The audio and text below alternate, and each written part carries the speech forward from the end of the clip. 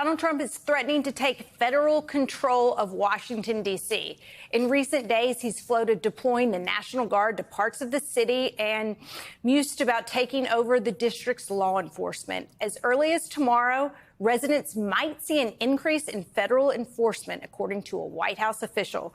Trump has been fascinated by taking over D.C. for years, and his new pretext is claiming that the Capitol is, quote, very unsafe, except violent crime in D.C. is actually down about 26% from last year.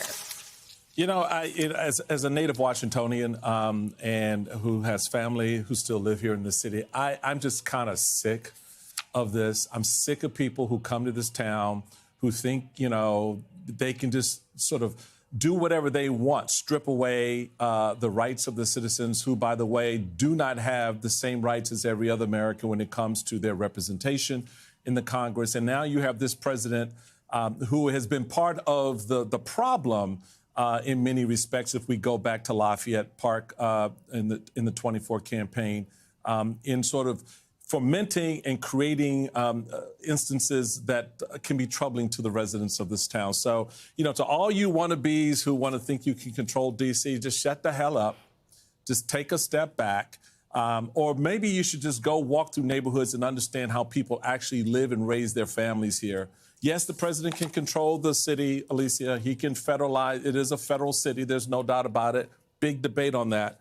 But this idea that, you know, we now need you to come in like some plantation owner and crack down on the people who live in this city, just back the hell up, President Trump. I had not realized, Michael, how recent of a conversation this was, that the Home Rule Act only went into place in 1973, allowing D.C. to elect their own mayor. And I had also not realized that back in February, you had Senator Mike Lee and Representative Andy Ogles both introducing legislation to renege on that. So there has been a foundation that has been set here by congressional Republicans, Elise, that the president is now doubling down on. Well, no, I think that's what should be most upsetting. Yes, this is about D.C. It's about D.C. residents. It's about their rights. But it's an executive power grab. And it's Donald Trump just trying to take as much as he possibly can into the powers of the presidency. And it's not like it's ever going to go back if he actually does take this power. It's very hard for history teaches us to, you know,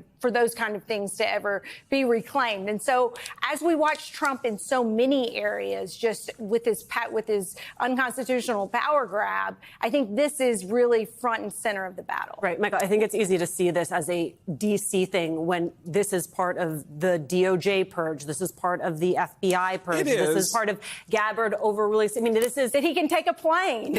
It is. It is. I mean, I get all of that. It is. But it is a D.C. thing for the 700,000 people who live here, who now will have a federal police force on their streets. For what?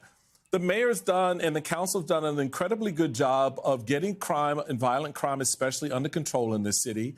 And here you have this man who couldn't even run a casino, thinking somehow he's going to run D.C., and when he doesn't even know the parts of D.C. The only thing Donald Trump knows about D.C. is the White House. And we've seen what he's done to that, right? All the gold lame everywhere. I mean, this idea that you can sort of create something and replace the thing that is there is part of the problem. And it goes to the heart of what you're both talking about. For D.C. residents, that strikes very personal, particularly when you have members of Congress in the United States Senate and now this president who don't know jack about Washington, D.C. And all they look to do is jack it up with the stupid that they bring to the conversation. But that's just me.